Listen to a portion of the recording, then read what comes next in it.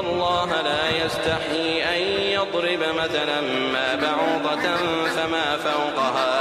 فأما الذين آمنوا فيعلمون أنه الحق من ربهم وأما الذين كفروا فيقولون ماذا أراد الله بهذا مثلا يضل به كثيرا ويهدي به كثيرا وما يضل به إلا الفاسقين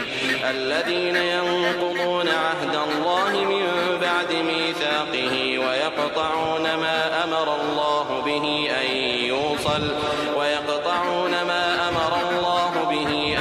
يوصل ويفسدون في الأرض أولئك هم الخاسرون كيف تكفرون بالله وكنتم أمواتا فأحياكم ثم يميتكم ثم يحييكم